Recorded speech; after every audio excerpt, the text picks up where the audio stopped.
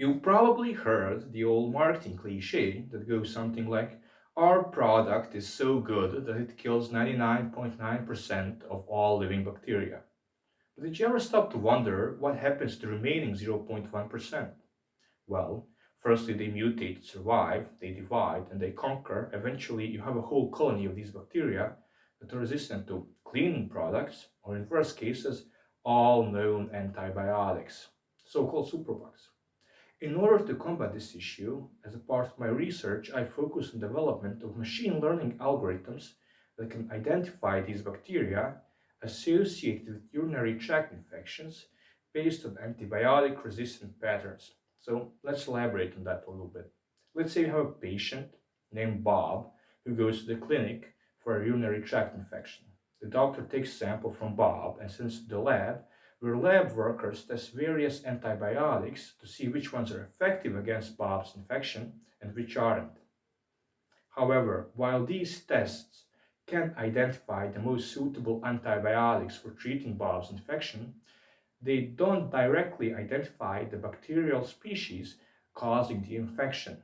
To determine the exact pathogen, lab workers would need to perform additional experiments that are both time-consuming and expensive. Therefore, we train AI models on these huge datasets. Think of them like Excel files filled with tests from all the patients like Bob who come to the clinic, so that eventually AI can recognize what bacteria is causing the infection.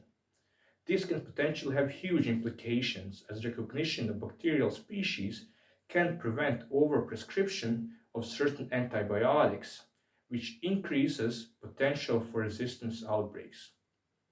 Currently, our AI can classify species with accuracy of 84.5%. Nonetheless, our curiosity doesn't stop at identifying these bacterial species. We are driven to also unravel the decision-making process of our AI model. Suppose our model suggests E. coli as a culprit behind the test results.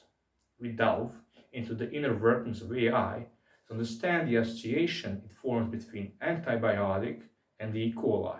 This process is known as explainable AI. For example, if the model links carbapenem, a commonly used antibiotic, with E. coli resistance, it signals to us a need to reduce usage of carbapenem in clinical settings to prevent possible resistant E. coli outbreaks.